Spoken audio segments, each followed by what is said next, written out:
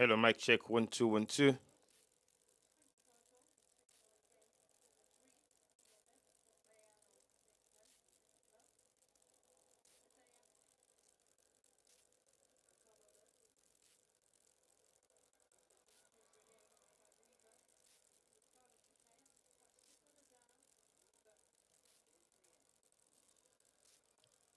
Hello, mic check 1 2 1 2.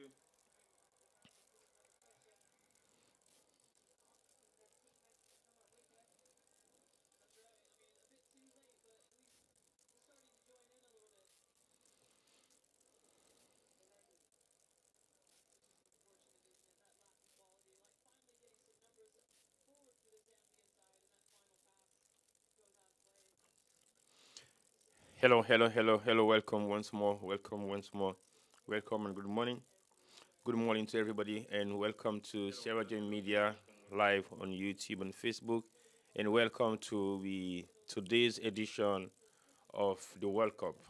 Sorry that I'm coming very, very late today. We've just missed about 24 minutes of the first half, and today's match is between Zambia and Spain. Unfortunately, I don't want to tell you the result, but I think I have to. We've only played about 25 minutes of the first half gone, and my apologies once more for joining you guys very late this morning.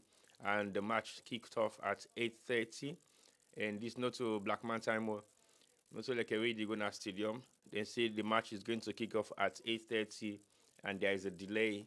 The match official is not reached it, traffic don't hold in a road, or lights not come it, so then they wait for me and put the stadium lights on. That hasn't been the case for today. It kicked off. It's at 8:30 prompt. Zambia, they played their second match today of the World Cup tournament, and so far so good. Their performance hasn't been great team-wise. They have struggled for the first match, and they've lost 5-0 to Japan. Today, they are game to play another strong footballing nation winner, Spain, and the match so far is 2-0 up to Spain. Spain don't score the first two goals so far, and the match has gone up to 26 minutes of the first half. Sorry once more for joining you guys late. And today, we will talk about the Zambian national team. Unfortunately, I missed the first match of the Zambian game, and maybe I did not have any regrets missing it. But at the same time, it would be nice for me to have shown that game. But unfortunately, we are not allowed to show the game because of copyright issues on Facebook. Yes, we can take a risk, but I think the risk is going to affect the page or the channel on YouTube as well. So definitely, we apologize for that, for the fact that we are not we are not going to show the match at all, but we're just going to run commentary and talk about the two teams, especially Zambia. The reason why we're doing this is because we want this game to be, we want the game to be familiar with people. I know many people, many black people to be specific, don't really follow female football that much because they believe female football maybe has its own limit. And because of that reason, we're not able for watch and follow female football that much. And if we don't get ourselves involved in the game, we won't be able to understand what is it like and what are some of the things that the country need for be engaging when it comes to female football. So that is the reason why you're making sure that we are covering this match, and we are covering this match for the purpose of people to be able to get used to the female football. So that is the reason why we are doing this. So I expect people to understand the fact that we are not going to show the game. All we're going to do today, like we've done for the previous other days, is to highlight the match and then run commentary and talk about the team then, so that people then be able to understand how far African female football will go and what could be the possibility for them for perform very well in the biggest stage of female football when at the World Cup. So I want to say welcome once more, and thank you guys for joining, and thank you very, very much for taking your time this Wednesday morning to be part of this. Even though I run a little bit late, I want to apologize once more, but we'll get for continue with the game and then talk about the players, and talk about the team, and talk about what team female football means to the continent. Well, so far, Zambia is 2-0 down, and within the past 5 minutes when I was talking, Zambia was on the attack, but they haven't had any shots on target yet. But so far, so good. They are running 2-0 down to Spain. Spain, we all know how competent they are when it comes to male football, but the game has changed drastically over the past couple of years, and we've seen immense changes. But like I said, couple of oh, that's a miss by Spain. The ball just go very close to the goal post for a goal kick to Zambia. Set pieces, crosses, and many of the few basic stuff then way they affect African teams, I think, don't show clearly the rate at which the game they play in Africa and the way how the game they play in Europe. The African teams then so far we don't play in this tournament haven't been able to perform to their best. South Africa, yes, did try, and they lost to they lost their opening match 2-1, and now we get Zambia where they play this morning. The Zambian team don't do very well over the past couple of years in African football. I would say they are or they were, to my opinion, one of the most improved female African nation, and they've spent enough resources and time to build this team. And this team is quite young, so for the first time that they're coming to the World Cup, might be a very good and great experience for the continent. We remember back in the days when we talk about Zambia national team, we talk about reputable names, them like Kalusha Abwala, to name a few. But today, the female side of the Zambia national team is practically struggling with 2 goals down, and those 2 goals came from one of them came from a set piece, and the other one is a shot taken from the just outside the 18-yard box, I think.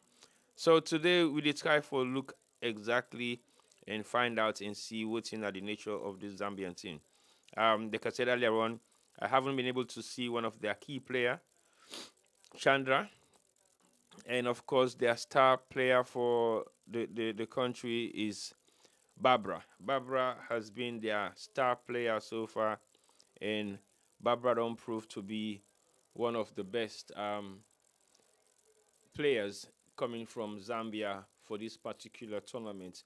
I will not say one of the best players of the female football in Africa, but I think she has proven to be one of the best. Although there is a lot of controversy surrounding her, but I think so far so good. She has done extremely well to live up to the expectation, not at this international and big stage we see right now. She's so far a lone striker, and it is struggled a little bit for cope with the pace of the game. I don't know whether it's basically down to the fact, say, the game has changed at some point, and we don't know exactly what's in now the expectation of how it is trying for portray in talent. So far, I think um, so far I think we did try for see exactly what's in the nature of the Zambian national team, and I believe say if we continue for watch the way they play, if we continue to watch the challenges we don't face so far, we go realize say there is a huge difference in experience, and at the same time a huge difference in the way how Africa don't embrace the game. They have tried, because for them come to this stage and do so right now, it hasn't been easy for them as a nation, but they've managed to qualify by becoming the third team player. I've been the third team for the WAFCOM, meaning the team we come, the champions of the WAFCOM was South Africa, and the runner-up was Morocco, and Zambia came third after they played third place position with Nigeria. So Nigeria been get for goal and qualify by playing 1 or 2 games with Cameroon, and then Nigeria managed for qualify for CAM for the World Cup. So that is how it's been set this time around. But as we all know, Nigeria has been the dominant nation in terms of female football so far. And yes, not to just female football, but also the male side. But what's not happened within the past couple of years, female football has grown so much in the continent that Nigeria is no longer a dominant side of female football. We've seen the likes of South Africa, Morocco that has excelled within the past few years as well. And we don't see the likes of Zambia. We don't take over the nature of the game. They are attacking now so far. They look to be very bit composed and they don't get them forced. Well, they're trying. They are now on the attack. But what has happened so far? Finishing has been a big challenge and defending hasn't been great over the past couple of games where I don't see with the African teams. But like I say, you never say never. These are some of the times that you really have to focus on the game so that the continent will see exactly who's side they go wrong and what can be done to fix the problem. Another corner, um, the ball has been hit against one of the Zambian defender on the left flank, and she's lying on the floor, possibly seeking for medical attention. They are going to make another change, two substitution, and the Zambian team is a very young team, and we've only played 35 minutes of the first half, 10 more minutes to go for the first half, and Zambia, they make two changes already. And these two changes should be crucial because I saw two of these players doing the WAFCOM, and their performance was great. I don't know whether it's because of the rates at which the competition level there in Africa hasn't been too much competitive. But I think what in Zambia do as a national team, they've managed to play a couple of international friendlies with most of them European countries there also, and they've performed very well. Not to say that they won almost all those friendlies, but I think they win one or two.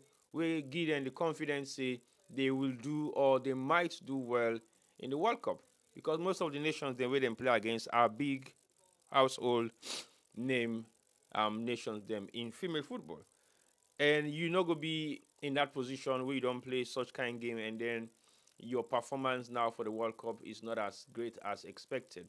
But what we've seen so far is a huge amount of struggle from the African teams them way they play these tournaments. We've seen the struggles with even Morocco, where Afisi gets a very good side as well. So we yet to know what is going to be the fate of this particular Zambian team. They've made two changes, and we still have um, about 9 minutes more to play for the first half. And we did try for see another set piece again against Zambia on the 36 minutes of the first half. Spain is laughing about things. They're 2-0 up, so they have the right to do so. Sometimes they can be cheeky, and sometimes we know football is not something that you can just take for granted because the game might change within a speck of a minute. But let's see what happens today as Zambia they play 2-0 down against Spain. The flag is not up. It's 3-0. Yes, it is. It is a goal. Is it a goal? It is a goal. Is it a goal? Not too sure yet. No, the flag is up. No goal. I hope VAR no they can counter this, but if VAR does, then again, well, it is clearly offside so far from my point of view. And what does the referee say? Yes, it's offside. Definitely, it's not a goal. Spain has just been denied a third goal by the sideline referee. We're raising flag up for an offside against Spain. So Zambia is still on the attack, and they are now going to have their next 7 minutes being played under pressure by not having a goal to end the first half of their second match in this tournament so far. The Zambian team, to me, is slightly not the same team that I used to see. The ability we they use for gets over the years I've been watching the game hasn't been the same so far within this tournament. I don't know whether the World Cup is a bigger stage. It's not. It's not like you're running a friendly. The World Cup is a massive bigger stage. This is not the biggest platform of female football in the world. So yes, this is their first time to qualify for the female World Cup, and so far they haven't been able to score a goal, or they haven't been able to keep a clean sheet within their first two games where they don't play. Now they are on the attack again. Barbara is on the ball, and then we've had a corner kick likely for Zambia. Corner kick for the first time of the game so far, and I believe say Zambia might create a difference on this one, but Barbara has been a lone striker.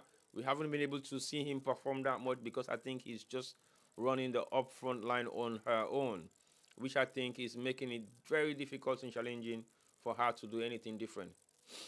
And we've seen the Zambian team struggling. These are like hugely potential players that I saw during the WAFCON and during some of their friendlies. I watched some of their friendlies.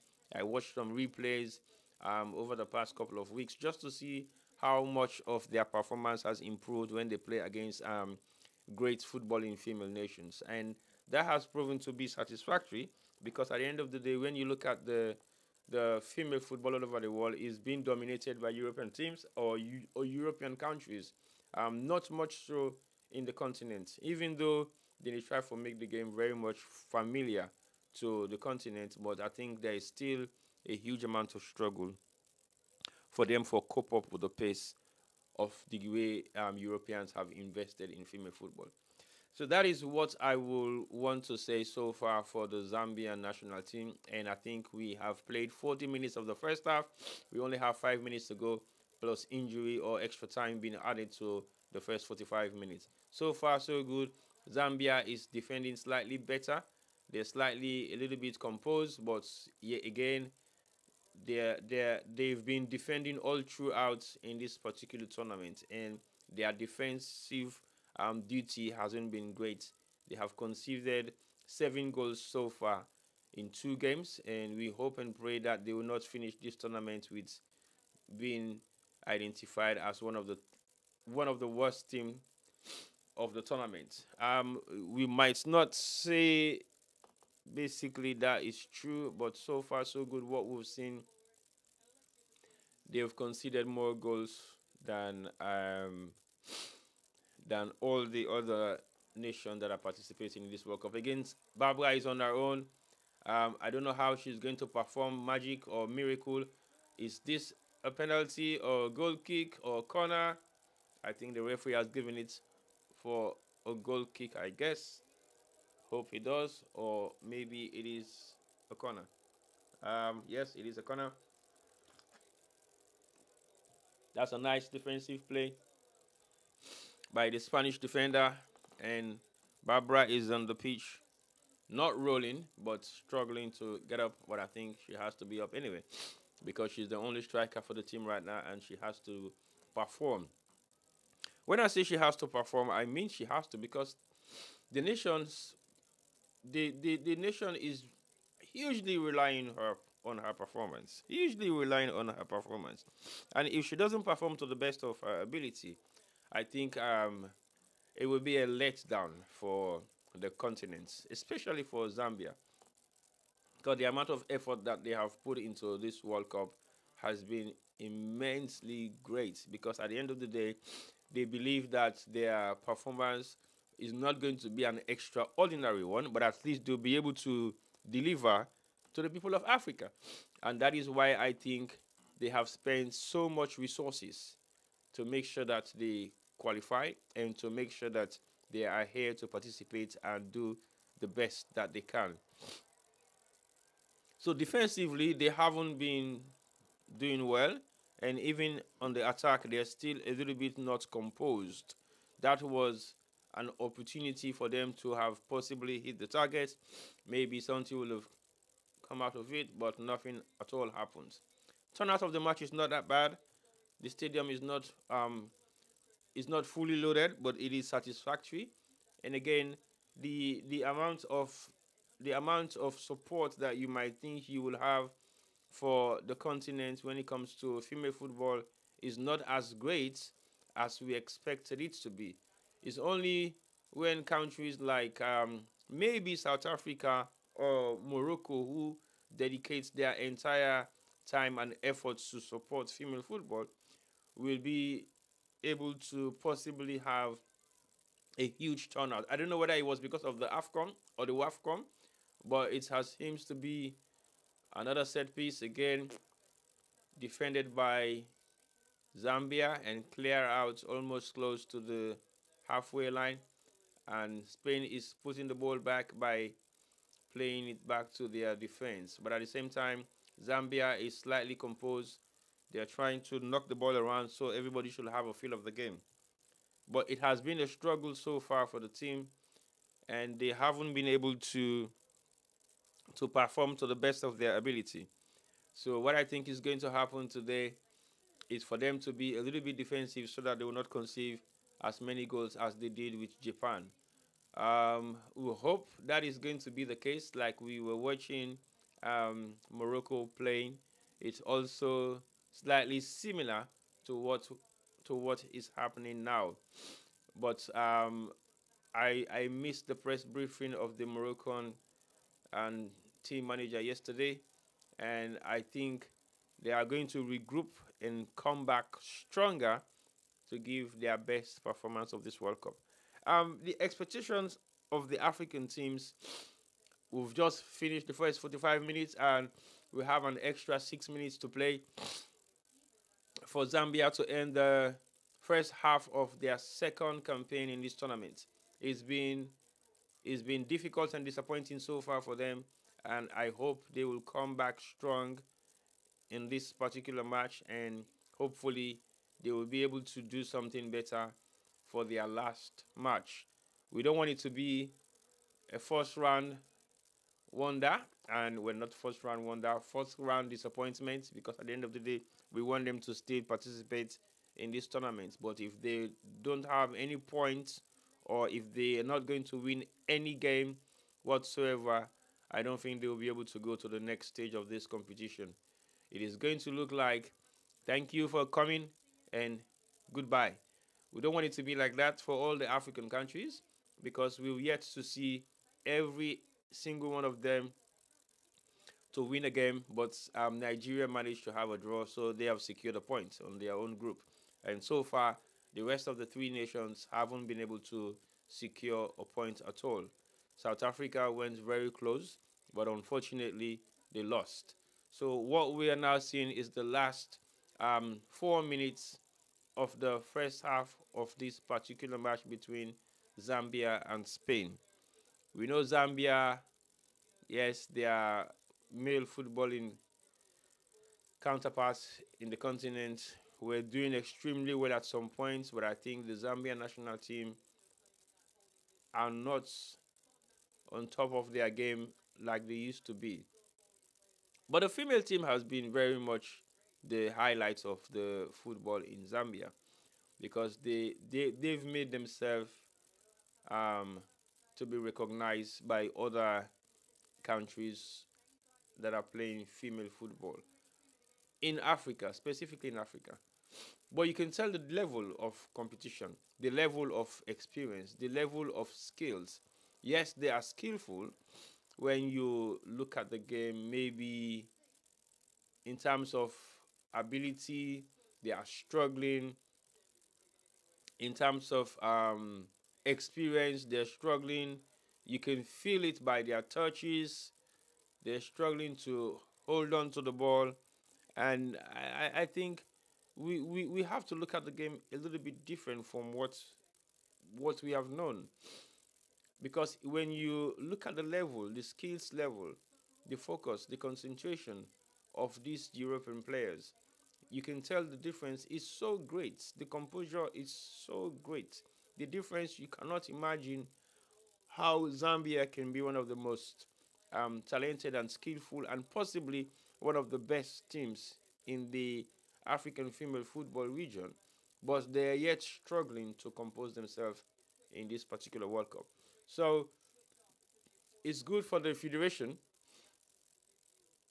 to be able to look at what is needed to be done for these African countries to be extremely competitive just like their male counterparts when it comes to international football or World Cup football. If we don't try to do that as much as we can as a continent, I think we will slightly struggle with the competitive level of how far the game has gone. So far, we've got 4 minutes played of the extra time. We have 2 more minutes to go, and Zambia is 2-0 down to Spain. As we all know, Spain is another great footballing nation, but I will come back to them later on when we finish the first half. So this hasn't been an easy game. It hasn't been an easy tournament for the continent. The continent is yet to prove themselves, and they have struggled over the past couple of years and years when it comes to female football. Female football hasn't been the same at all, and what we are seeing now today is the living evidence of the fact that female football has gone down to a different level, and that level is where we are now as we are watching. Okay, if you can just bear with me, and let's go back to the reality of what is happening here.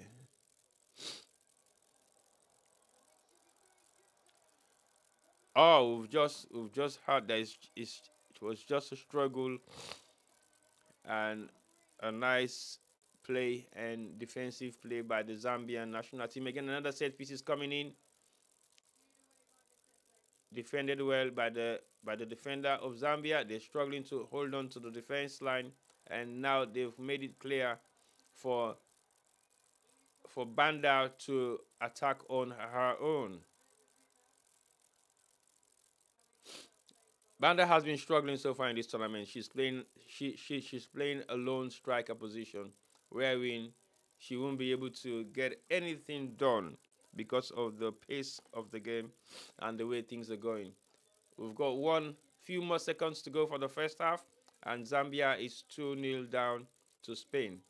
As we all know, Spain is a great nation when it comes to football, but Zambia is trying their best to be able to match up to the level of the Spanish game, and it hasn't been easy at all. The whistle has gone, and we've just finished the first half of the second match of the Zambian national team against Spain. The goalkeeper has done very well. This is not their regular and popular goalkeeper that I know. I don't know whether they've picked up a couple of injuries before this tournament itself, but most of their key players that I used to know or that I've seen before are not present on this team lineup so far.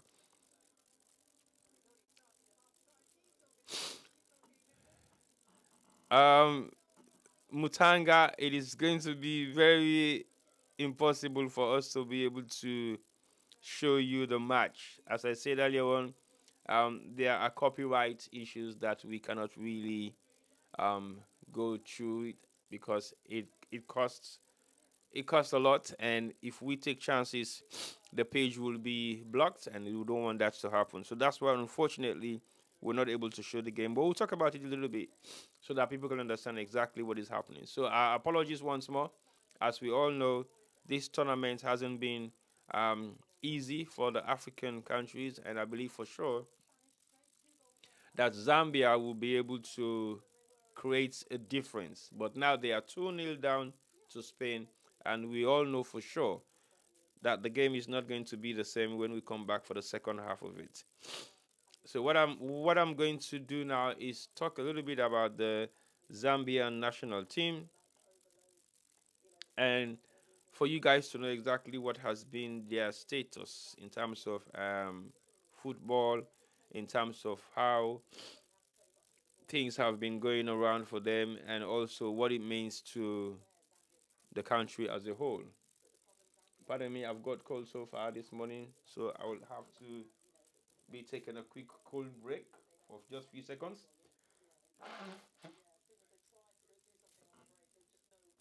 Sorry, guys, for that. And I just want you to know that it hasn't been easy this morning, and I have missed about 20 minutes of the first half, but I'm able and managed to be here to run the rest of the game for you.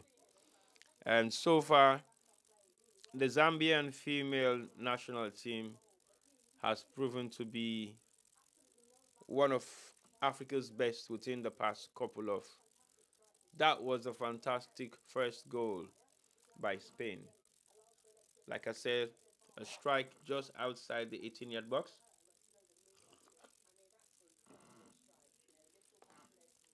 It was a marvelous strike outside the 18-yard box, and it was driven right to the top of the top corner of the Zambian goal. So far, so good. Zambia is trailing by 2 goals to nil, and we know for sure if the situation ends up like this, it will be difficult for Zambia to pull anything off. That was the second goal, was a free header, just like you're strolling into a friendlies. Doesn't even look like a tournament at this level in terms of the competition level that we have seen so far. Zambia has struggled to keep up the pace. Again, free header, not composed. They're not they're not picking up the other girls who are on the other side of the pitch in terms of creating a strong defense for them to be able to compete in that high level. I want to say thank you once more for watching, and thank you for your patience.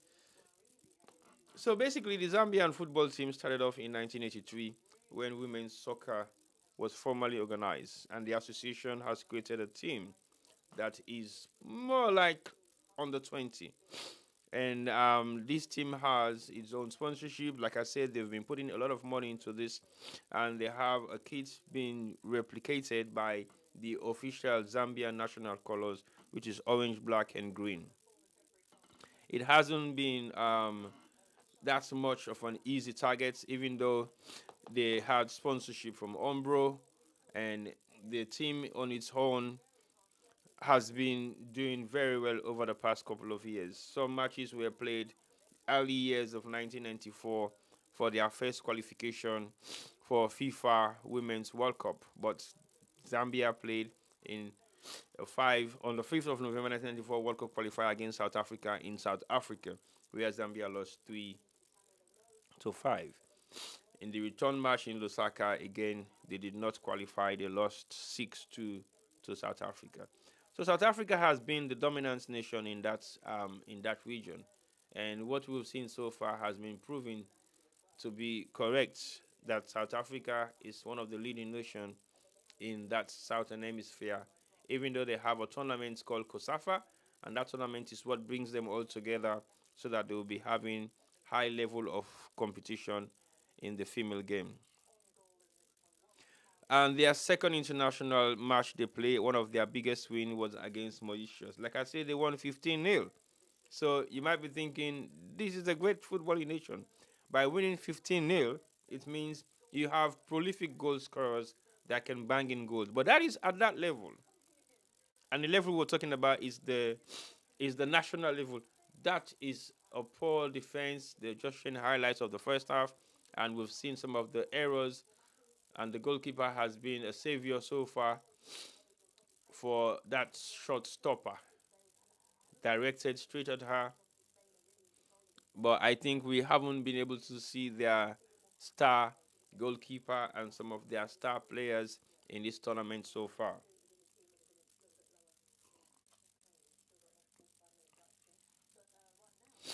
Right, and their biggest defeat, you can tell, is coming from another World Cup in female football inside, that is Netherlands. They lost 10-3 to Netherlands, and that is very recently as 2021.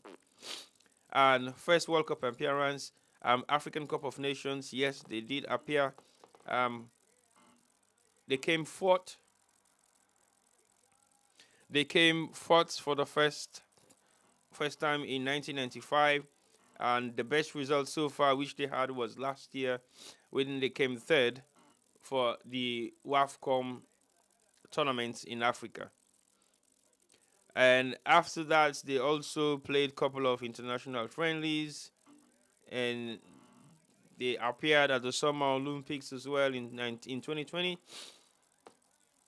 So that is just a few rundown about the Zambian national team. So they haven't been a great nation when it comes to female football worldwide, but I think for their own level in Africa, I think they've been doing very well so far. They became the the COSAFA champions in in 2006, and they've been trying very hard to match up to the pace of the international game, but they have struggled immensely in this particular World Cup tournaments that they are playing. I will not class them to be a bad team per se, but what I would like to emphasize on few things would be one, the fact that they are trying very hard to participate at the highest level of football, and two, they are investing a lot of money within the continent, especially in Zambia, in Morocco, and some parts of Africa. In South Africa, I think what they have done to make the game very professional and encouraging young girls to get involved is the fact that bigger bigger companies, bigger enterprises are signing up some of these players, are actually investing money to on sponsorship so that they can have a decent salary so that they will be able to play the professional game.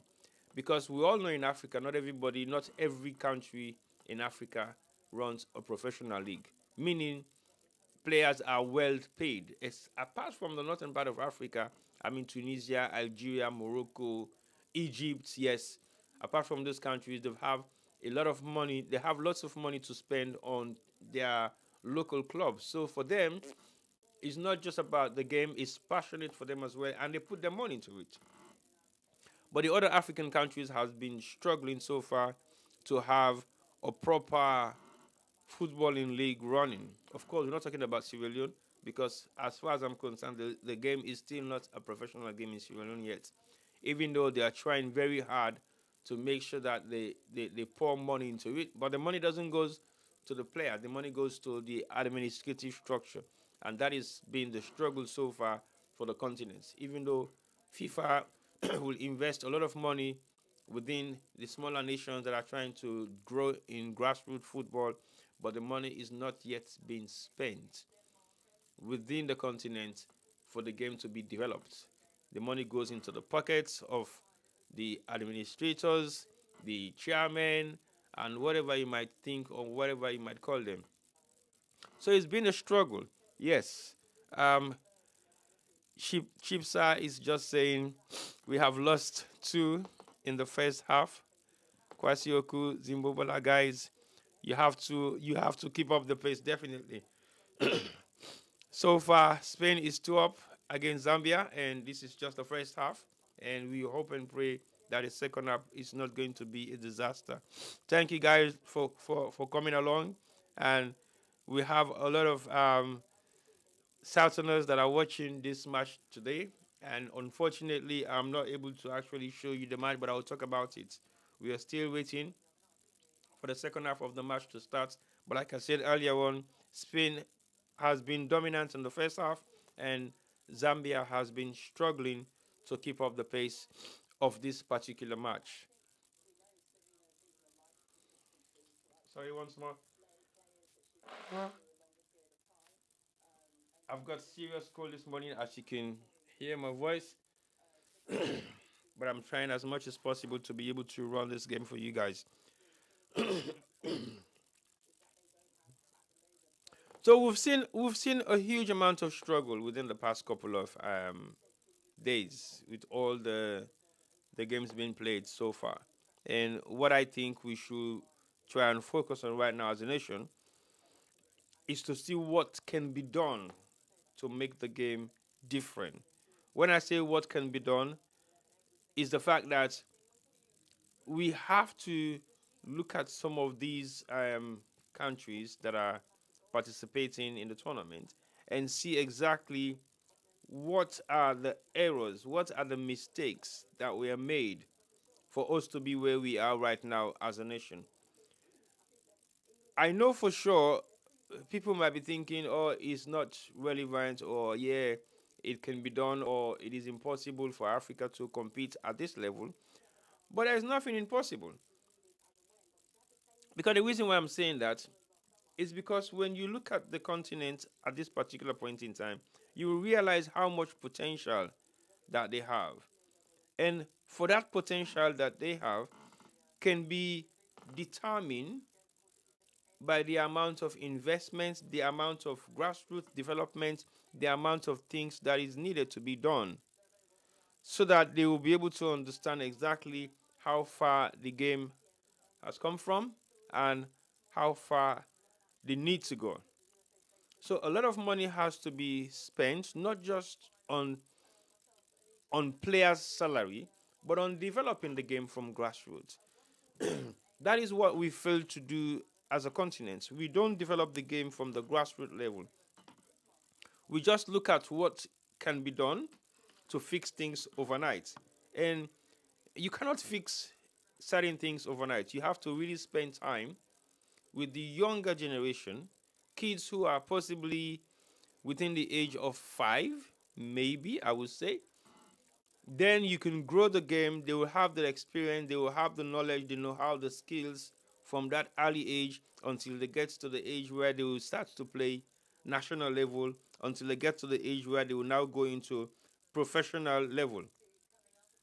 But if we don't try to make the game very what is the right word, to make it accessible to the younger generation, then it's going to be a struggle, because it's quite impossible for us to be in a position where we are talking about the World Cup and we yet don't have um, um, um, not enough countries that are competing. Okay, that's fine, because by the time we get to grow the game in Africa, maybe we'll have now the ability to actually send in more teams to participate. But the way things are right now, it is a big struggle for the continent to be able to perform.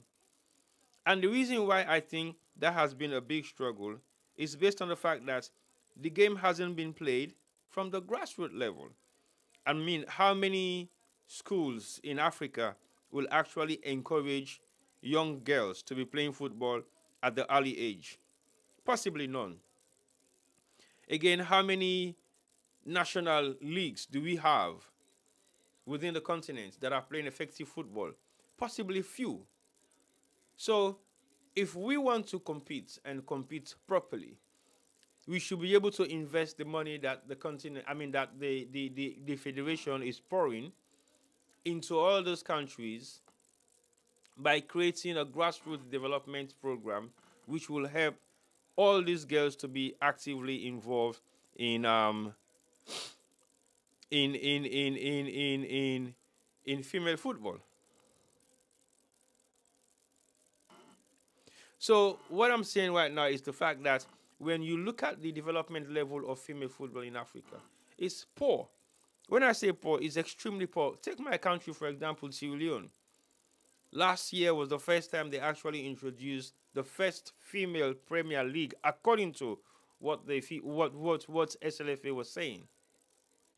And they brought in so many people to manage this game that haven't been involved that much into female football. So all the ones that we know for sure were strongly involved in female football over the years, over decades, that have made the game possibly popular to younger girls, were playing some role, but at the back of everything. So they were not on the front line. So they glamorize the league like a lot is going to be invested here, but we didn't see that happen. So the first few games of the tournament, I mean of the league, was okay. I mean, for you to see managers refusing to watch their games being played is a very serious issue. But anyway, let's go back to the game. We'll start to talk about some of those issues that affect African football and African female football, and not just female side, but also the male side. Now we're just going to kick off. Is just about to start, and the second half of the match between Spain and Zambia is just about to kick off, and that's it. We're going again now. Zambia is on the attack from my right to my left, and Spain is defending from my left to my right. Zambia is on their away kits with white, and Spain is always on their usual home kits, red, black, and yellow numbers. So it's fine so far. As we're coming into the second half of the game, we hope that the game remains the same, or at least Zambia can have a goal or make a difference in this match today. But the possibility of that is very slim because Zambia is playing with a one-man strike, with a one-woman striker. I keep confusing myself because I thought these are men playing. My apologies for that. So Zambia are playing with one female striker who is Banda. So far, she has performed very well in previous matches. That is not international level, on national level. And we've seen also her performance in few international friendlies. But I think it is not as good as we expect her to perform in the World Cup. The World Cup is a different platform, and it has proven to be a huge challenge for the continent as a whole. Not just Zambia, but for the continent as a whole. So we have to review this as a continent and then see exactly what can be done.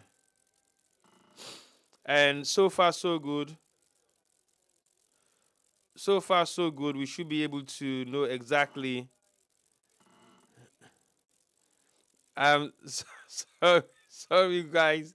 I won't be able to show the game because it is definitely illegal to do that. So I understand your frustration, but I can only just run the commentary for you guys. So as you can see, Zambia is defending again. They've got a corner against them in just the first 2 minutes of the second half that have just started. The coach is not a happy man. He's quite frustrated about the way things are right now, and I think his records has proven to be possibly one of the best within the continent as coach, and also the South African coach as well has also proven to be another great coach within the continent. So Bruce is not a happy man right now, as we can see. They are now defending another set piece that has been the challenge for all the African teams so far in these tournaments. They're defending against a corner, and the corner was headed out of the 18-yard box, and the goalkeeper made a save that was just like a back pass for this particular game. Again, Banda is on the attack. It's a one woman striker on her own. So I practically see the possibility of her to make a difference in this match, because we have seen Zambia dedicated almost 10 of their players at the defense and midfield, but they've still not been able to have a possession for like a minute of the game. Banda is on her own again, 1-1, defended well by the Spanish defender, and they are again on the attack. Now in the 18-yard box of Spain, cleared out by the Spanish defender. Okay, Zambia is still on the attack. They're still holding on to the ball, still halfway into the 18-yard box of... Okay, that's a save, and that's a tackle by the Spanish defender, or Spanish midfielder, I guess, possibly just the captain. So this is not easy, like I said. That should be a foul. Thank you, referee. That's a push from the back.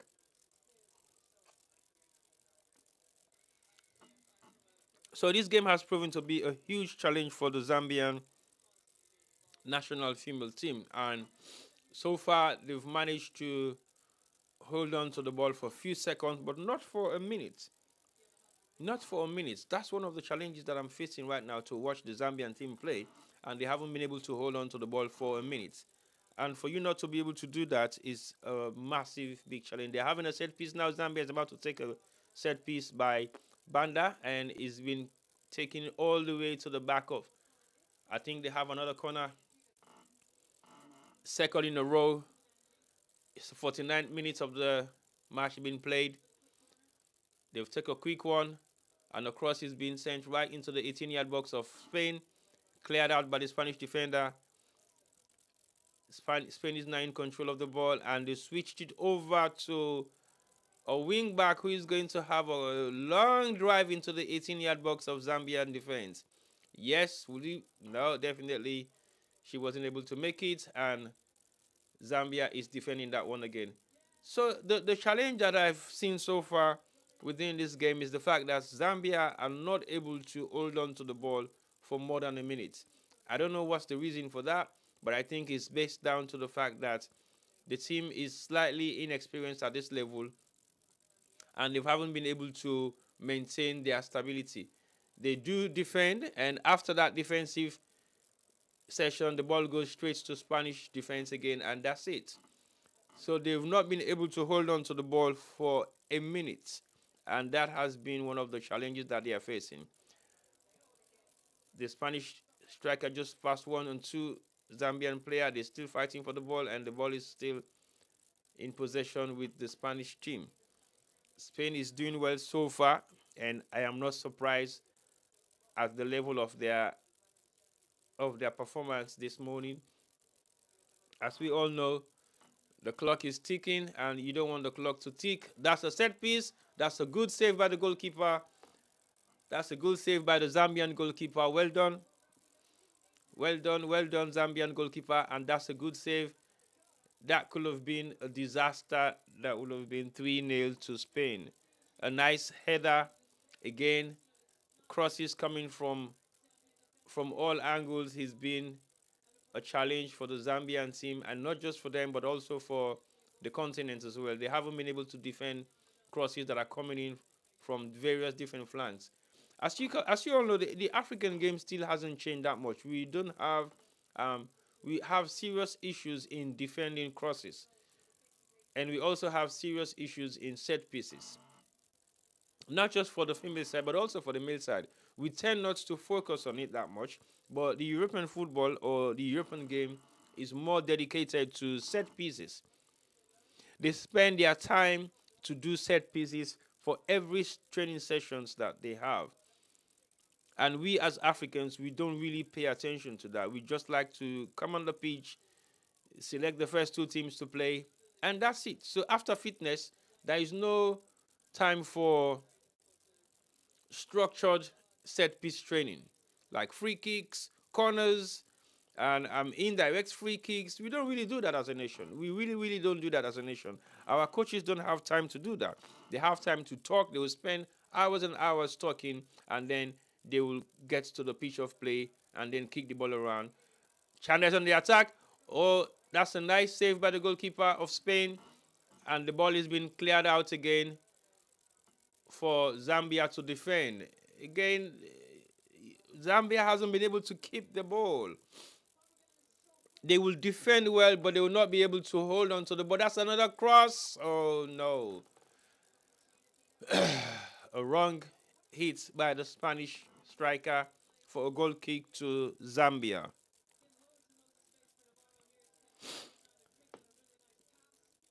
That's a nice one. Well done, Zambia, for defending that well.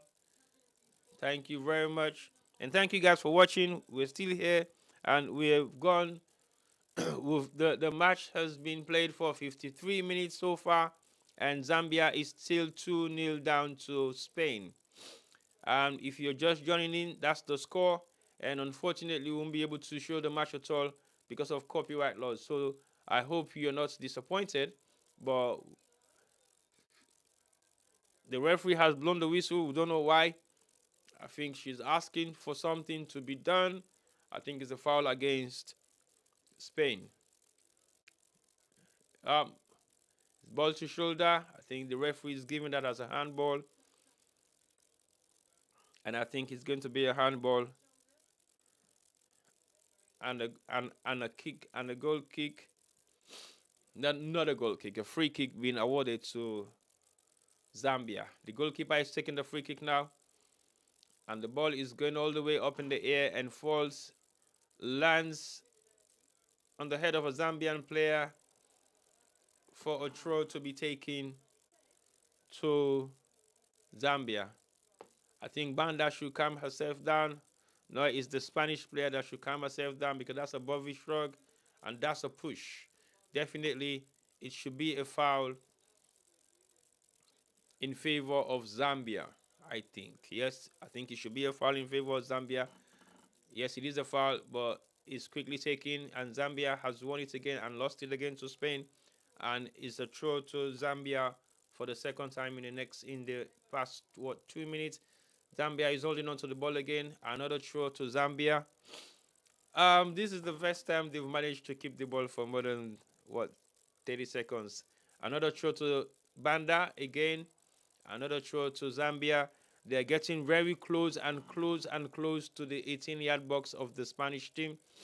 And another clearance by Spain, and they're now going to build up their attack, starting from their own defense. I mean, we haven't seen crosses like this being made so far within this game from the Zambian team from one half of the pitch to the other. But Spain has been able to do that several times now. They are knocking the ball from left to right. They are creating the space for players to be able to have possession. That is the reason why they have managed to hold on to the ball for more than a minute or two. And Zambia hasn't been able to do that because they are congested all the time chasing the game. And so those are some of the things we have to look at as a nation and see how we can actually try and make the game competitive. Like I said, when Zambia hold on to the ball, it will not last for a minute. Just like I said, again, they've lost it again one more time to Spain, and Spain is holding on to it, knocking it around. This looks like a warm-up match so far, but I think no disrespect to Zambia, they will still have to do a lot more to be able to stay on this game. A long back pass from the Spanish defender to their goalkeeper, and the goalkeeper is taking her time to knock the ball around to some of her players. I mean, Spain is knocking the ball around. You might be thinking it's a male side playing by their potential. The way they're knocking the ball around is being very comfortable and relaxed. There is less of Zambia challenging them not to be able to do so, and they've been able to hold on to the ball for more than 2 minutes of the game by knocking it round from left to the right, to the middle, to the goalkeeper. Zambia has defended it again, and a long pass has been taken to Banda, who is chasing it all the way down to the line, and he's driving it hard into the defense. Oh, they've just hit a chance, and they're still trying to get a goal.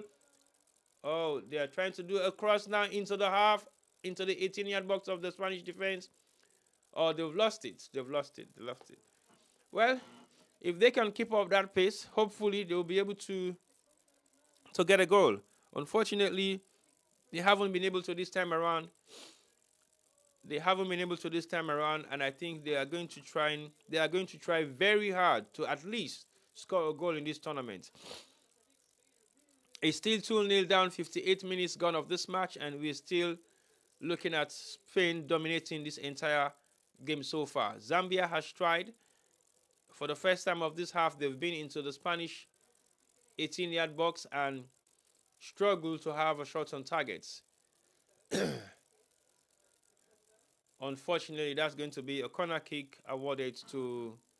And that's my favorite player, you know. I haven't seen a lot of her so far. That was my favorite player, my midfielder. That's Kitonga.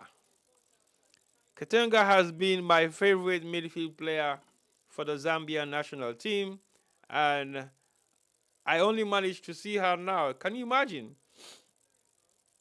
I've been watching the game all throughout. I haven't been able to see her in possession. A set piece is being taken against Zambia, another corner. No, the referee is going to award Another corner kick to Spain. Whilst you have the Spanish player requesting for a handball to be looked at. VAR, no, we're not having VAR here today. We're going to play this match without VAR. So yes, the referee is smart about it, and definitely is going to be a corner kick awarded to Spain. Another set piece is coming, and let's see how Zambia is going to defend the set piece. It's been taken driving right into the half of the Zambian national team. Oh, nice save by the goalkeeper, headed by one of their main defender. And now the goalkeeper is going to have a goal kick driven right into the middle of the halfway line. Falls on top of the head of again being tackled down. Referees giving a foul to Zambia as we approach the 60th minute of this match so far.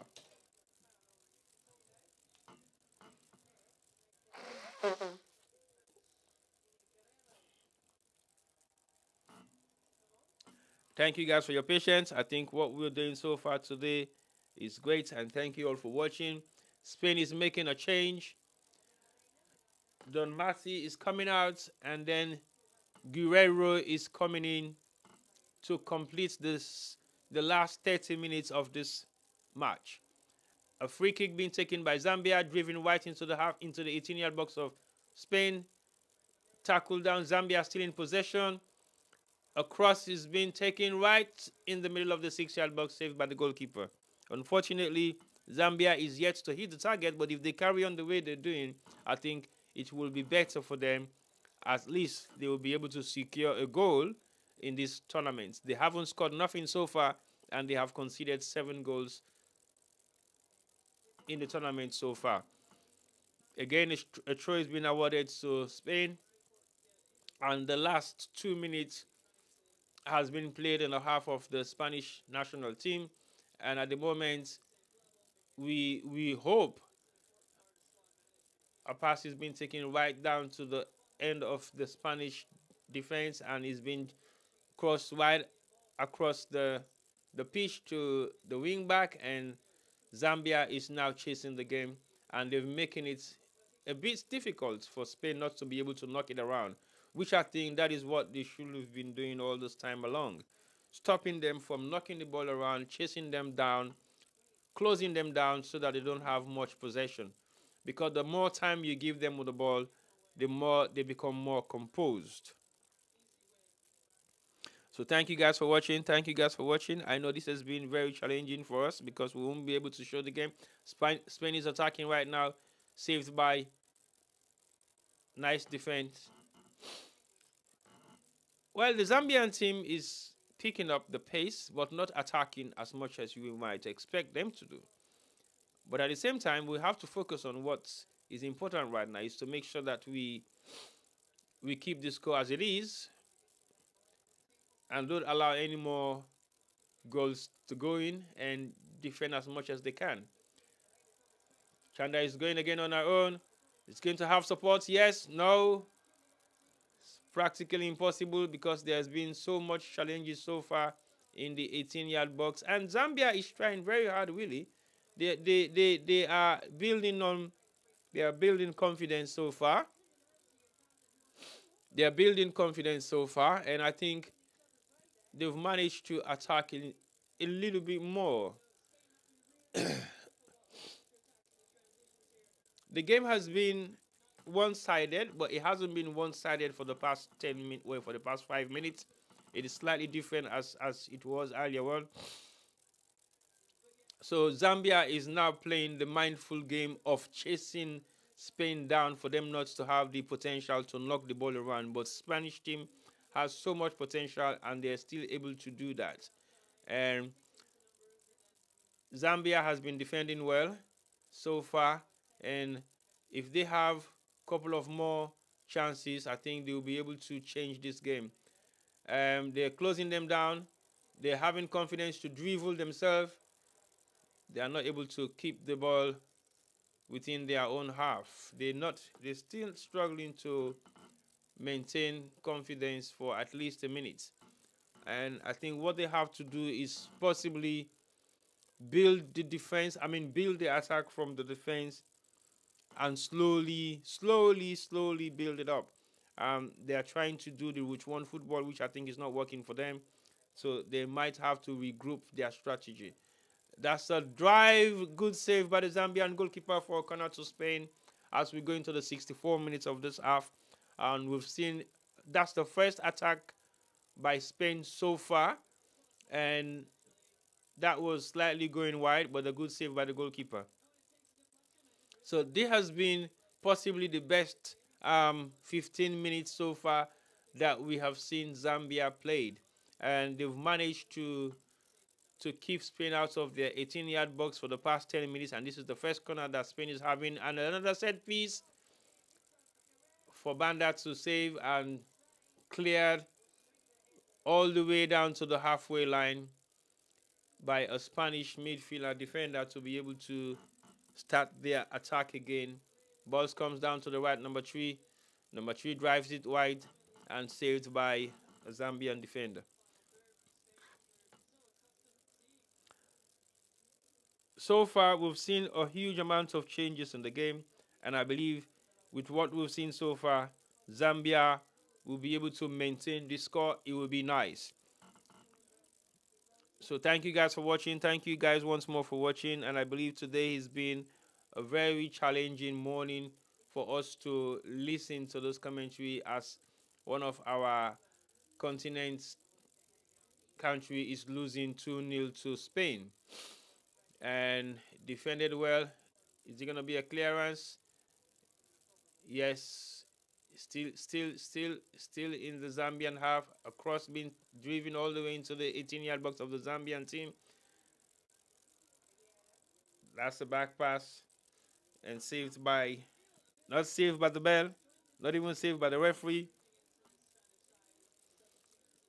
Okay, we're still now having Zambia on the attack again. As we all know, they've managed to keep Spain out of their half so far, and it's been great. And they are knocking the ball in different channels like they normally used to do. And I think it's just about confidence. And if they are now on the attack again one more time, and Banda has been pushed, but the referee says nothing, go ahead.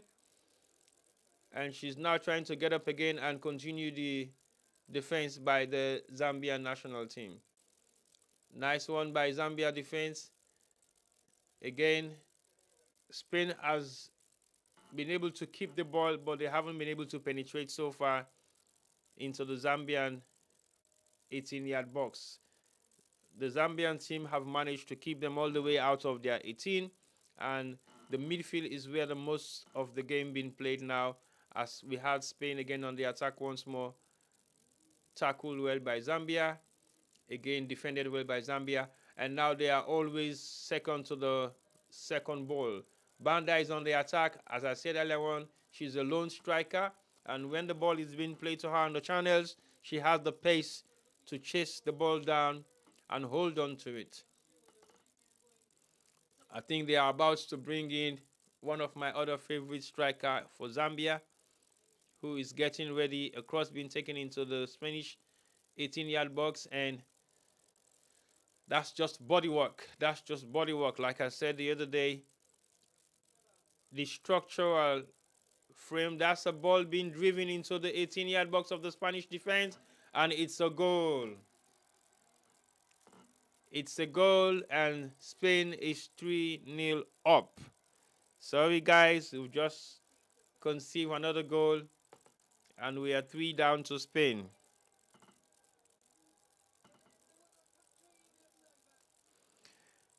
Unfortunately, I won't be able to, and we've just conceded a goal, and Zambia is now 3-0 down to Spain.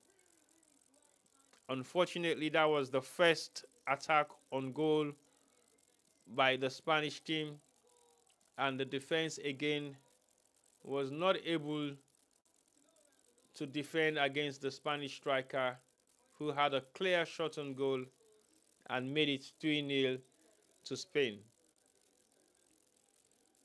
Like I was saying earlier on, the defense hasn't been able to defend very well in this tournament so far, and I think the body structure also is another disadvantage for the African teams, They have players, but the structure of their body frame is not as big as you might expect the male their male counterparts. So far, it's 69 minutes gone, and Zambia is running 3 goals to nil against Spain, who is on the attack again. Oh, the ball hit the post, and it is a goal.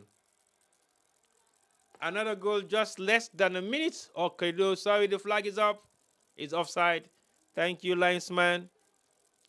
Thank you, linesman, for giving us that. And I think it is a great rescue by the linesman. So it's 3-0. It's not a goal. Not been awarded at all. Yes, it is slightly an inch off. Definitely, the offside took place at the extreme end of the pitch, so it is not awarded. It's not a goal. Is the referee waiting for VAR? Yes, the referee is waiting for VAR. They are now doing the VAR check to confirm whether the goal is a goal or it isn't. As we have Zambian players surrounded by Zambian players on the floor, surrounded by their medical team and a couple of other Zambian players talking and waiting for the VAR to be completed. So they are doing a VAR check at the moment, and we are waiting for that VAR check to be completed whilst the game continues. So the referee has put a hold to it.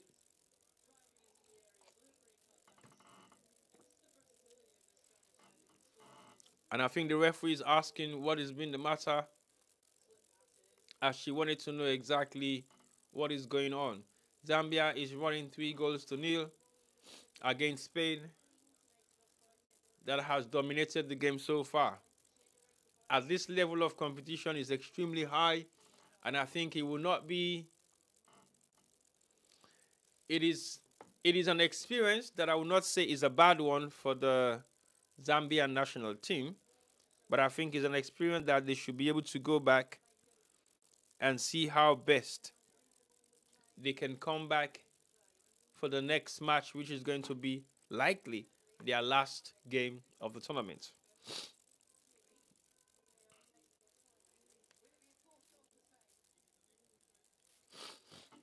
Sorry, once more.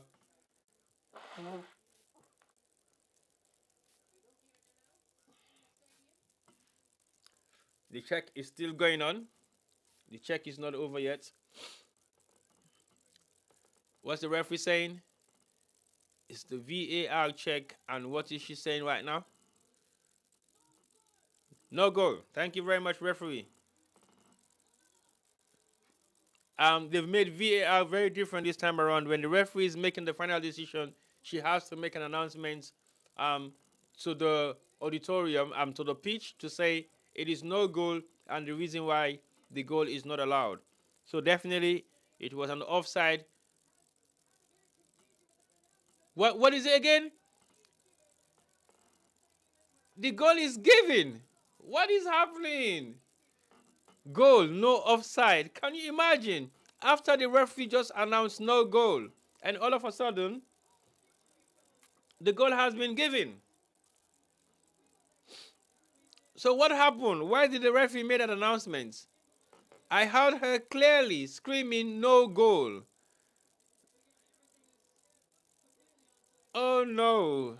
The goal has been awarded, so it's 4-0 to Spain, and Zambia is running 4-0 down against Spain. And the referee just made a controversial decision there after she announced low goal, and later on she announced goal. Wow. It's a goal, the referee says. Okay. And that's it. So Zambia is 4-0 down to Spain.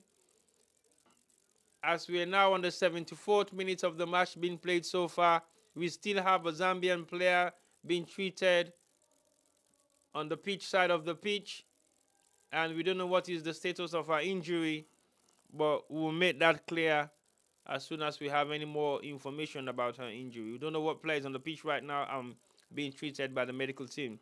So far so good. It's 4-0 down to it's 4-0 to Spain, and Zambia is actually struggling to now keep up to the pace of the game because Spain is dominating it once more.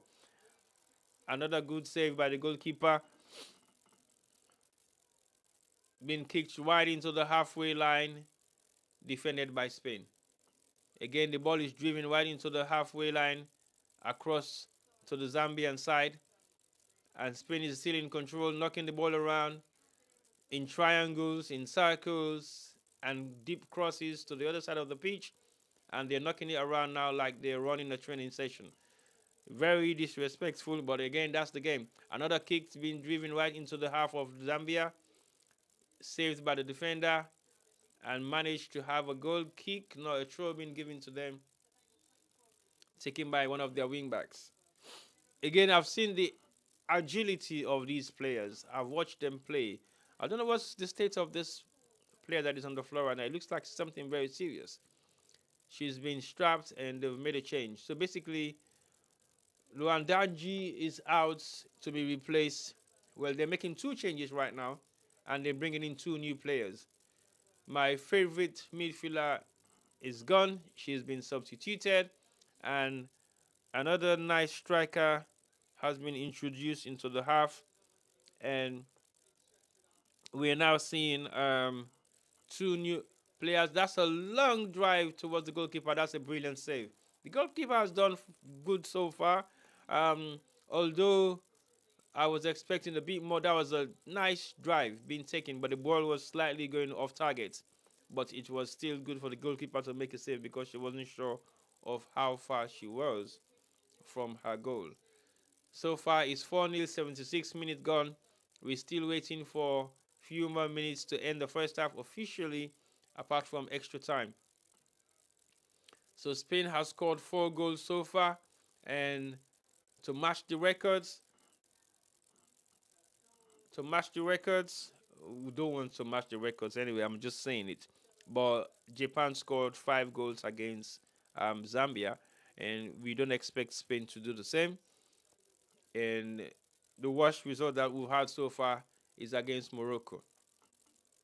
And definitely, we don't want to be seeing result like this because it is not appetizing for the continent. South Africa lost to Sweden 2-1, and we're yet to see other nations losing. That's another attack, and that's a save by the Zambian defense, being cleared out of the 18-yard box, and another great clearance again, but it didn't go too far. We're still on their half, and the game is still playing, and Zambia is now. Oh, that's another direct pass into the midfield of the Zambian defense, and the goalkeeper make a save. Banda is holding on to the ball again. They're still holding on to the ball.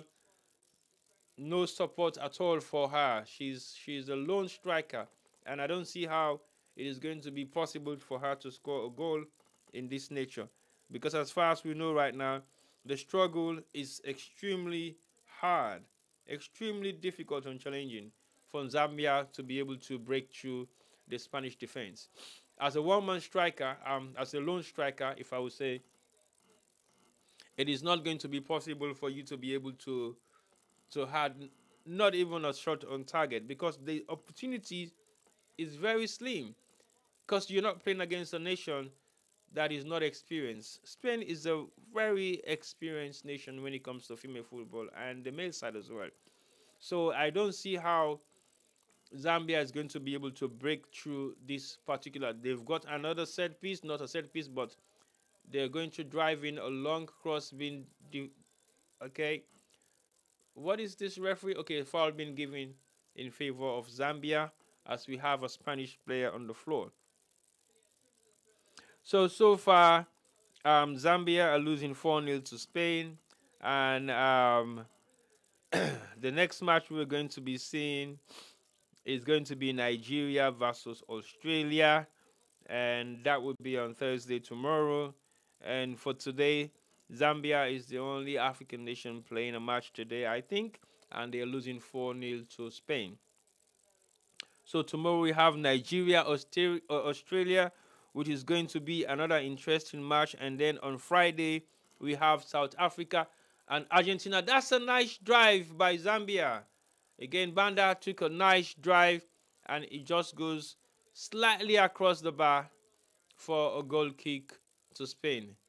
So these are some of the few opportunities that she will have, and if you give her that opportunity, just a slight touch of the ball on top of the bar of the goalpost, and that is another chance. Didn't hit the target, but it was a good drive. So like I was saying, on Friday, South Africa is playing against Argentina, another interesting match to watch. And then on Sunday, we have Morocco against Korea Republic. So that's the next 3 games to come. And then on Monday, we have Zambia, Costa Rica. We're going to see the nature of that, because another miss hit by the Zambian national team attacking side, and they've just missed an attack, did not hit the targets, and the ball was driven all the way back to their half, and they're knocking it around now with confidence, and they're building up the play, which is not bad. That's good. The level of play, that's not a bad pass. They've hit the target again for the first time of the second half, and that is not a bad try at all. You need to have a lot of confidence to be able to do that on a regular basis, so it gives the team the courage to say, yes, we might make a difference on this particular match. So that has been the nature of the game so far. 81 minutes played, and we only have 9 minutes official time to end the second half, and Zambia is losing 4-0 to Spain. It's been a very interesting. Spain is on the attack again, and the goalkeeper came out, and that's a nice tackle by the goalkeeper. See if he can recover. Yes, she does recover and have a decent save. Well done, goalkeeper. Well done, goalkeeper. That's a brilliant save for the second time. She came out and tackled the Spanish striker, and after the tackle, she ended up to recover and return back to her goal side for another second save. Thank you very much, goalkeeper. Sorry, guys.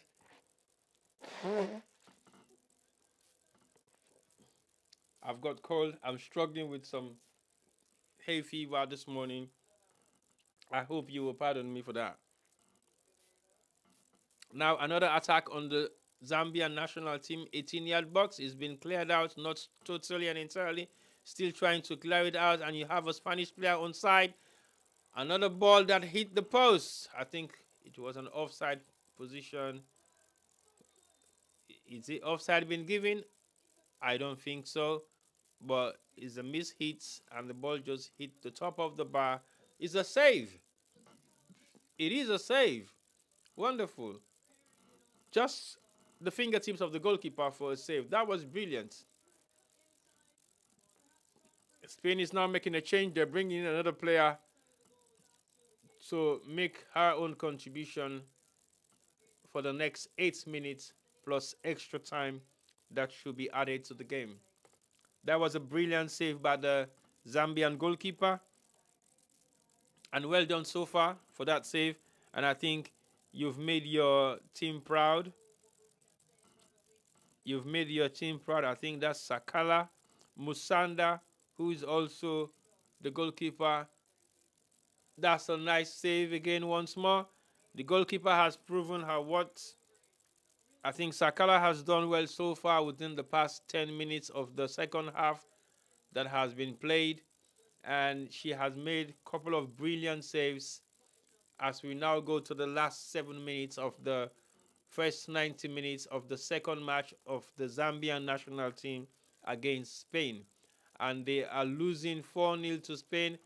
And that's a nice tackle by the Zambian defense to be cleared out, not totally and entirely, still on their own half, knocking it around with more confidence. At least they can have a feel of the game, but they've lost it again to Spain, and they're still holding on to it once more, knocking it around again, still on the right flank, trying to make a cross, now tackled by Spain, and now Spain is in control of the ball once more. As we head towards the last 6 minutes of the 90 minutes of the game being played so far, and Spain is leading 4-0. That's another clear chance by Spain. Is it going to be 5? Yes, it is. Unfortunately, what is it again? Offside position, yes, been given. Thank you, referee, and thank you, linesman, for your clarity of an offside position being awarded in favor. That is just at an angle. Very close call. That is a close call. I hope the referee is not going to have a decision to have a VAR check. Is that going to happen? Yes. Yes. The referee is going to do a VAR check on that goal that has been disallowed because I think it was a very tight call. A very tight call. I don't think the referee, what's the decision of the referee going to be, is what we're all waiting for now. Referee, what is it going to be? Is it going to be 5-0 or 4-0? Is it going to remain the same? Or are you going to make a decision on VAR? The striker is keeping her fingers crossed, hoping that the referee is going to award that goal to her.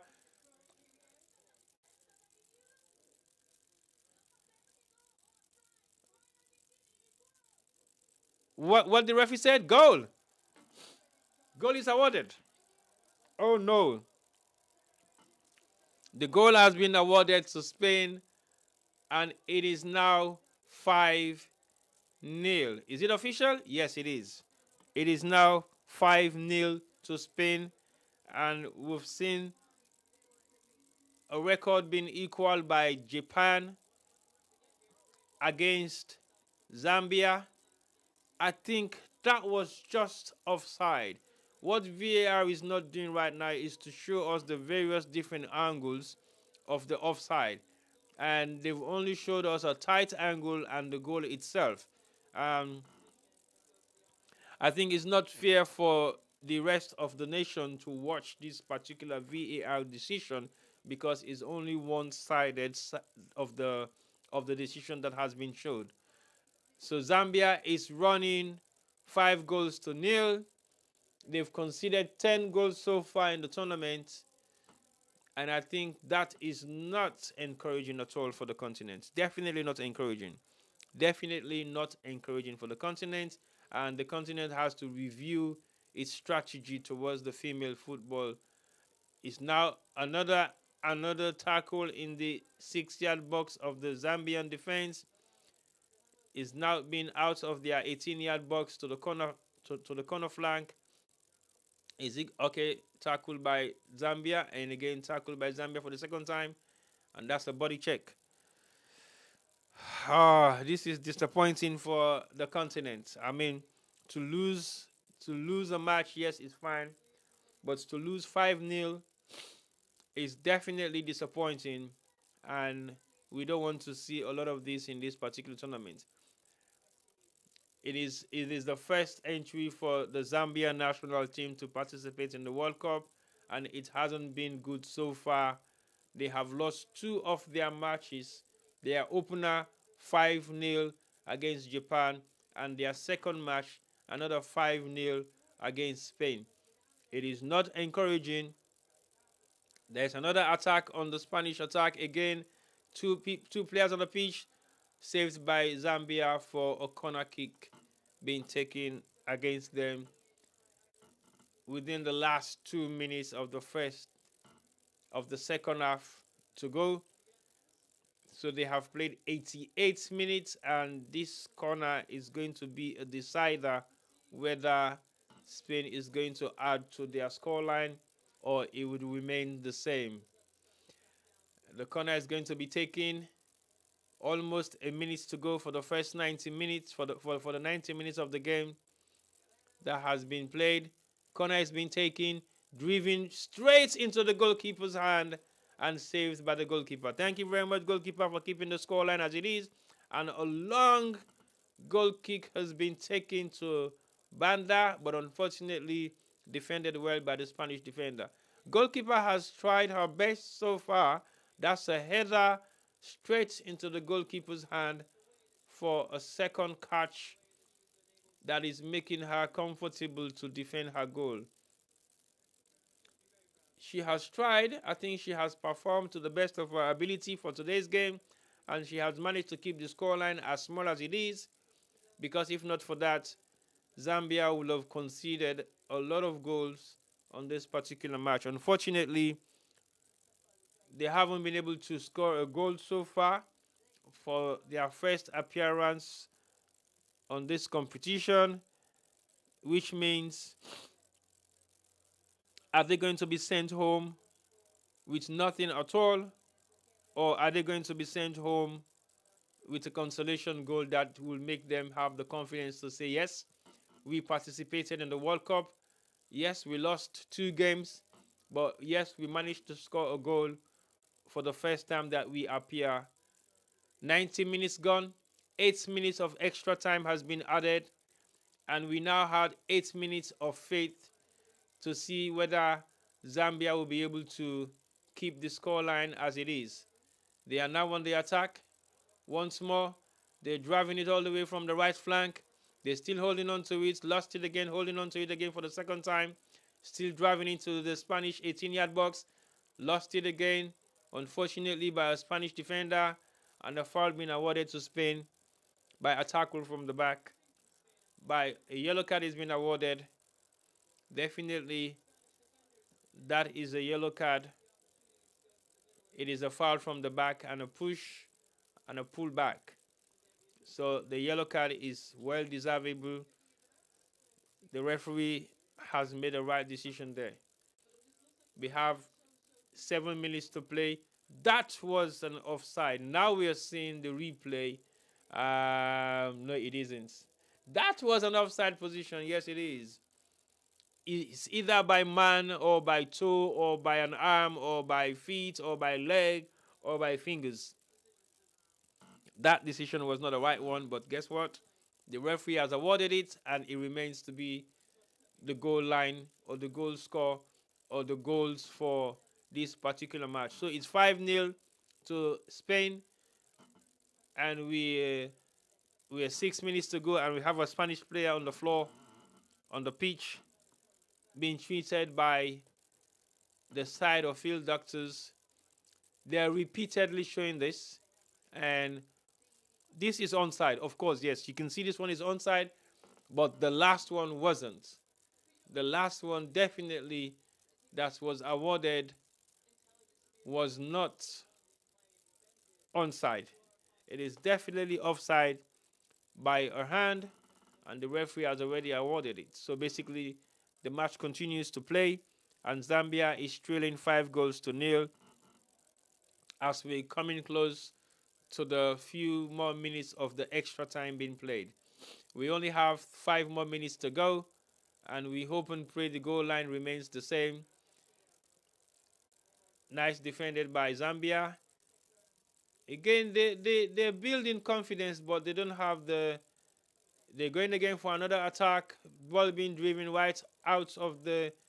Oh, that should be a foul, referee. Thank you. That's a foul.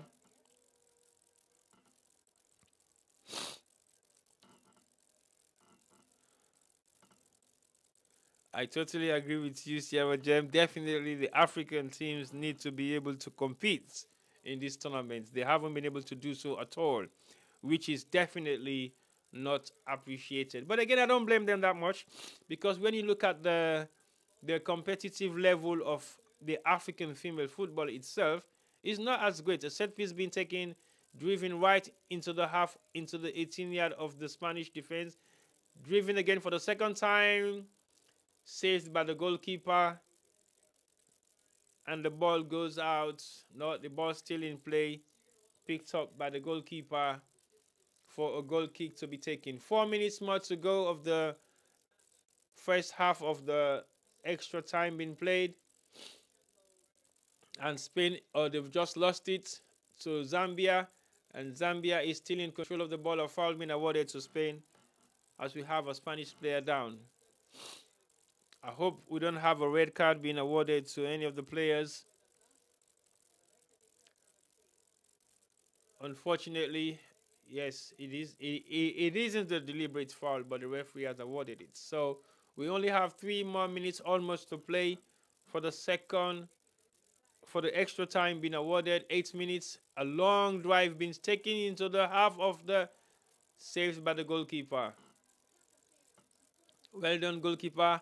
I think the goalkeeper has saved the day so far for the Zambian national team as they're trailing 5-0 against Spain. Yes, Spain again is in control. In the middle of the pitch, they're knocking the ball around. Yes, are they? They are showboating now, holding on to the ball, acting as if they are making a pass and they dilly-dally with it. But that is part of what the game is all about. When you are in control of it, you sometimes take the piece, which I think Spain is doing right now. They are now going to attack again one more time from the right flank. A goal kick being awarded as the pass was too long for Irene to be able to chase it down. Well, coach is not an happy man. Coach is definitely not a happy man today. Bruce is rethinking his position. The Zambian supporters are just still waving their flags and hoping and praying that they will do well on their next match. But this has been very much disappointing for the continent. I mean, Zambia has proven to be one of the best to me so far. When I watched the WAFCON tournament in Morocco, I think Zambia was one of the best teams that came out to hold on to the third position of the tournament itself. Losing to South Africa in the semi-finals, which means they have to play the third place position with Nigeria, because Nigeria also lost their semi-finals to Morocco, and Zambia beats Nigeria for them to clinch the third place position that qualifies them to represent the continent in the World Cup female competition in Australia and New Zealand. So far, we have a couple of minutes to go, and we only have like a minute plus few seconds, and a goal kick is being taken by the Zambian goalkeeper, driven all the way to the 18 to the circle line and headed back into the Zambian defense, as Zambia lost it one more time by Banda, and the referee, I think, has awarded an offside to Spain. I want to say thank you once more for joining us today. It's been a pleasant morning, and it's good to listen to the commentary, and it's also disappointing not to show the game, but we will not apologize that much. It's just because we don't have the copyright to be able to show the game. That is why we haven't been able to do so. It's just for the fact that we want to protect the sanity of the page. We want to make sure that we don't break the rules, and we just follow it through, as it is very important. Yes, it's about almost few seconds to go, and it will be official soon to announce the end of the match as we get to the last 8 minutes. So it's 8 minutes been played, and Zambia is on the attack for the last time in the game so far. Oh, nice volley. Unfortunately, is way over the bar, as we all see the Zambian supporting team is all about celebrating a goal that will never be. Unfortunately, we are now at the end of the last 8 minutes extra time being awarded, and it's 43 seconds been played away from the last 8 minutes extra time that was awarded. Maybe the referee is giving few more minutes because of the stoppages that happens earlier on, as Spain is on the attack for the last time likely. A cross being taken right into the 18-yard box and saved by the goalkeeper. The goalkeeper has saved the day today, as we have now played 9 minutes 10 seconds of the extra 8 minutes being added. That was a clear free header and saved by the goalkeeper. Well done, goalkeeper. That was a massive save. Massive save. And we now have a corner to be taken at the 11th hour. The goalkeeper has made a lot of brilliant saves today, and those saves have been the best part of the game for Zambia. Otherwise, the goal score line will have been extremely disappointing. The corner has been taken, it's driven wide again straight to the goalkeeper, and she made a save for the second time in the past minute. A long kick is being taken to Banda, again supplied to him again from the midfield. Unfortunately, yes, she's still holding on to the ball, and she's having a last go and try as much as possible for her to save the day. Unfortunately, she was tackled, and the ball again is still with the Zambian defense. Now it's gone for a throw to Zambia. The whistle has gone. That's it. The game is over, and Zambia has lost their second match to Spain with 5 goals deficit. Unfortunately, the continent hasn't been able to perform well so far in this tournament, and they have proven to be likely one of the most weakest side of the tournament by losing 2 games with the same goal line, 5-0, 5-0. They are definitely going home. They are definitely disappointed, and most of them are falling on the pitch crying in dismay. But what would you expect if we haven't been able to defend well, if we haven't been able to attack well, if we haven't been able to compose ourselves and compete at this level? It means the game has to be reviewed all over again in the continent and see how best they can make a difference in terms of allowing the game to be played to the grassroots level and increased it to the capacity at which we'll be able to compete at this level. I mean, world football is not easy. Even when you look at the national sides of the men of the men national team in Africa, the level of competition has increased a lot more than we anticipated. And the reason why we are able to compete at that level is because most of the players that we have on the continent are doing extremely well. So far, the table for this Group C is Japan, Spain, Costa Rica, and Zambia. Zambia is right at the bottom, so Japan and Spain have won their 2 matches. So we hope and pray that Zambia will do very well against Costa Rica. Costa Rica also has a goal difference of -5, which means they've lost 2 of their games as well. But Zambia seems to be at the bottom because their goal difference is -10, which is very not pleasing at all. But I want to say thank you to you guys for watching, and thank you for all your comments. Unfortunately, we were not able to show the match, and we won't be able to show any of these matches except otherwise, and that otherwise is extremely slim. So I want to say thank you once more for joining us. And as we all been watching or have been listening and hearing what I have been saying so far, is the fact that the continent has a lot to be done. A lot to be done in female football. I was talking earlier on about Sierra Leone football. We have the first female Premier League, and it ended up in a way that wasn't appetizing at all. So what we now need to do as a continent is to focus on the grassroots of female football. Develop the girls when they are younger. Build them up wisely so that they can understand the game, so that they will be able to compete within the continent, that will give them the ability to compete internationally. And the reason why we see the men's football has grown so much is not because of the game being competitive in Africa. It's only because 60% of the players that participated in international football, as in the World Cup, are players that are coming from abroad. And the level of competition in abroad is so great. But if we focus on the players just coming from abroad, most of these players were born in Europe, some of them were born in Africa, but the majority of them that we see compete at the highest level in the men's game are players who were actually born in Europe.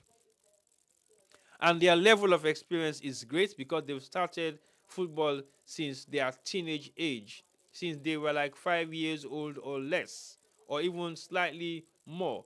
But what we haven't seen in the female game is the fact that less appreciation or less encouragement is being given to younger girls that wants to get involved in the game. It is not still a norm in our societies in Africa to see women playing football. If you are playing if you are playing football as a woman, you will be called names. People will be thinking, "Oh, you are not straight. You want to be a man. You're trying to be macho. Football is not for women." So the encouragement is not there. It's not there as much as we might think. We should be encouraging young girls to get involved in the game. So what we have seen that has changed the game in some parts of Africa is because of the professional level of players that they have that are playing professional football in Europe or in other parts of the world. That has given those nations an amount of encouragement for younger girls to be involved in the game. And the reason being, for players that comes from Nigeria, for example, majority of their national team players are playing in Europe. They've got star-studded players that plays in Barcelona. In some of them are playing in America, and some of them are playing in other parts of Europe. And they are playing professional football, and some of them are playing in Spain as well. You possibly have one or two of them that are playing in France, but I think the majority of them are in Spain and and some other parts of Europe. But the reason why we've been able to see a lot of Nigerian household name female players is because of that experience. It's because of that exposure. They've been exposed to a wider range of professional female players that they've been mixing up with. So their level of the game has changed, and that has encouraged more younger girls to participate in female football, especially in Nigeria.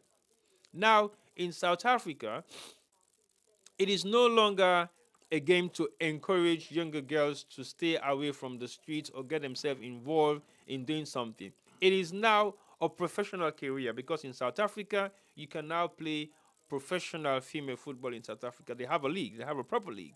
They have clubs being owned by proper organizations. So the structure is there. And what they have also done within the continent is to bring together other nations within that continent and form a league. The league is like what you refer to as a regional league. I mean, countries in that region come together and participate in a tournament every year that is called the COSAFA League.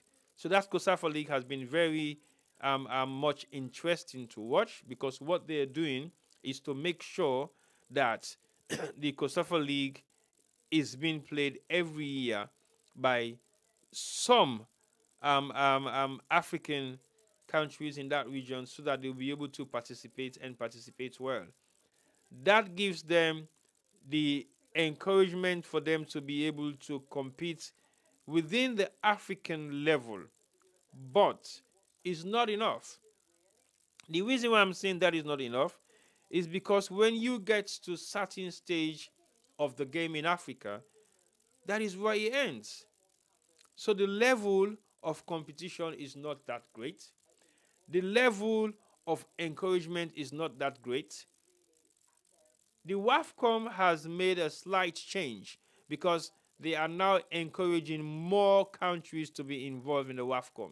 And what that will bring is the level of competition within the continent so that other countries should be able to participate and qualify.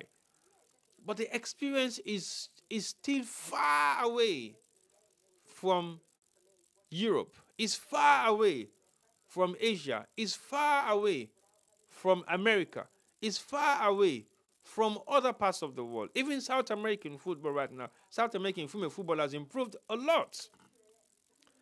It is not the same as it used to be. For example, now if you look at some of the countries that are representing in Europe, it's more than the countries that are representing in Africa. So if I go through my group stages now, you have places like what would I say? The Philippines. The Philippines possibly you might not expect are very good in playing football, but they're doing well. Vietnam, they're also doing well. Japan, of course. Haiti performed very well against England. Of course, the China, the Denmark, these are all strong countries that participate very well in female football. Yeah? So these are some of the areas we have to look into. I mean, Jamaica had a nil-nil draw against France. That is a very good result. Again, we don't know Jamaica to be very good in female football, but they have come a long way for them to be able to participate at that level. So, if we look at what is happening in female football in Africa, it is a challenge. It is a huge challenge. And that challenge is what we have to take into consideration. What does the continent need to do to improve in the game? What do we need to do as a nation to be able to participate and compete?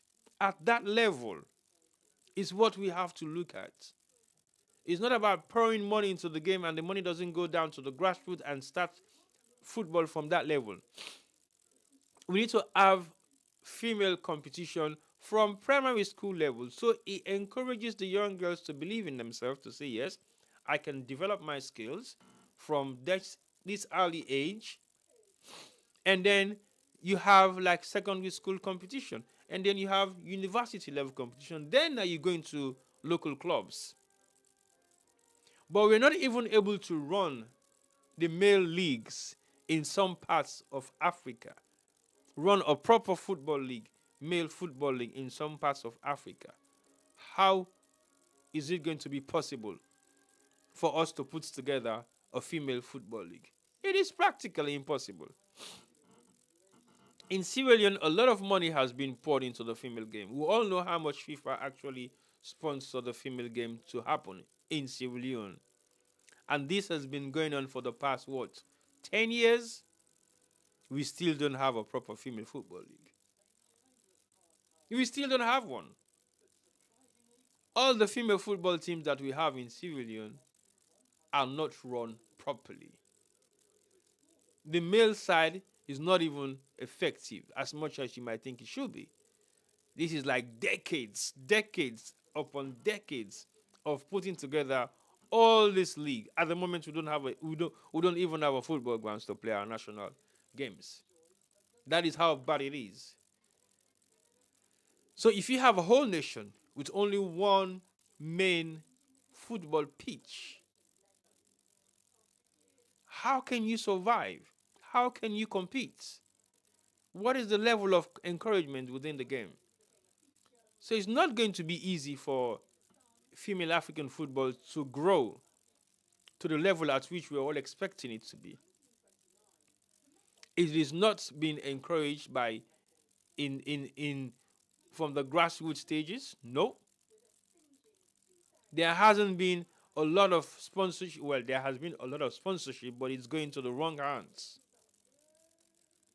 But what is happening now in areas and countries that are focusing on developing the game is the fact that they are taking it right down to the grassroots level, from kindergartens, encouraging them to be able to have a field, and they will make a decision whether they want to be female professional footballers, maybe at the early stage of them growing up, or in the middle stage of them growing up. When they get to maybe secondary school, they are now thinking, okay, yeah, I want to be a female footballer because I've already had that experience since I was a child growing up. I played a little bit, I stopped, and then come back. It is a career path. And we all now see how female football has changed the lives of African players that are playing professional football in Europe. We've seen how football has changed the lives of African male players playing professional football in Europe. But it did not start overnight. A lot has been put into it. A lot of money has been invested into it. FIFA is pouring serious amount of money into the female game in Africa, but we are yet to see it happen. So we have to really reconsider what is needed to be done for the African countries to be able to compete. Not to win, but to be able to compete. Because when you can't compete, the chances of you winning is slim or is zero. So we really have to focus on few things. What do we need to do as a continent to develop the game? Do we need to start from grassroots? Is it money that is needed, or is it professionalism? So these are some of the things we have to look into. For my country, I don't even know where to start. Because in Sierra Leone, for you to have a female league to be effective, you need to have serious amounts of proper administrative structures. The football inside, the male side, are struggling to structure the league.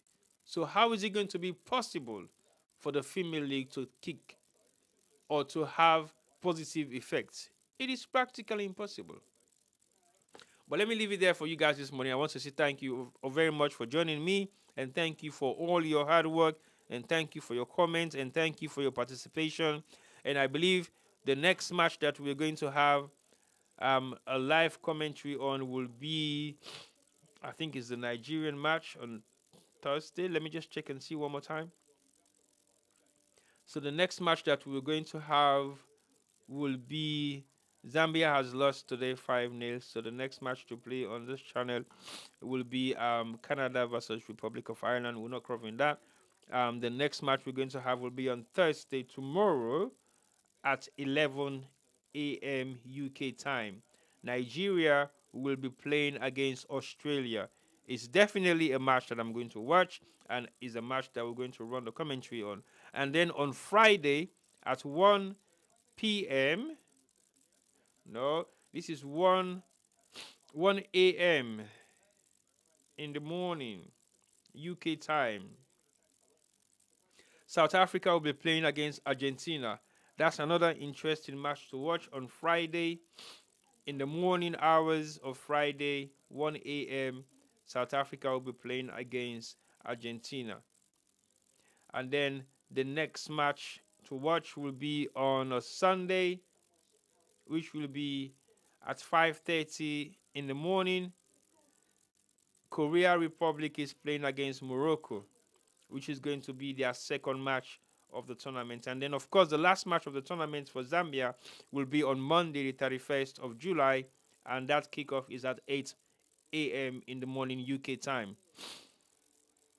The final match for Nigeria will be played on the 31st, which will be against the Republic of Ireland.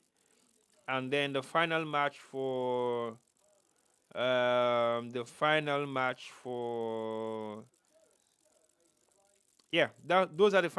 for the rest of the African countries. So we have Nigeria on Monday the 31st. That's going to be their final match against Republic of Ireland.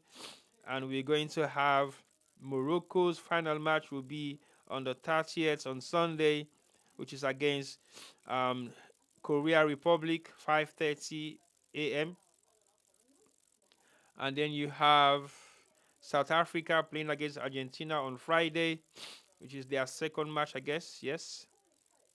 So that's the lineup for the next couple of African games or African matches to be played. So tomorrow we are going to cover Nigeria against Australia, and that kickoff is going to be at 11 a.m. UK time. So I want to say thank you once more for watching. I want to say thank you to everybody that has been logged on to today's match, as we have just watched the match between Zambia and Spain. Zambia have lost 2 of their games to Spain, 5-0 today, and a few days ago, 5-0 to Japan. We want to make sure, and we want to send our heartfelt, not apologies, not even condolences, but also we sympathize with the loss. We say sorry for that. As a continent, we have to regroup and come back strong for the last match that we're going to play against Costa Rica. If we performed well, at least we'll be going home smiling, not going home in disappointment. So we hope and pray that will be the case for the last match for Zambia against Costa Rica. But thank you guys for watching, and thank you once more for all your dedication, and thank you for joining me this morning. I want to say thank you to you all, and if you have followed our page, please follow follow it if you haven't. If you haven't liked our page, please like our page and continue to watch our programs. We might be coming up with a program tonight, but that will be confirmed anytime soon. So thank you once more, and good morning, and good afternoon, and good evening for wherever you might be watching from. Until tomorrow, I will say goodbye and good morning. Thank you all.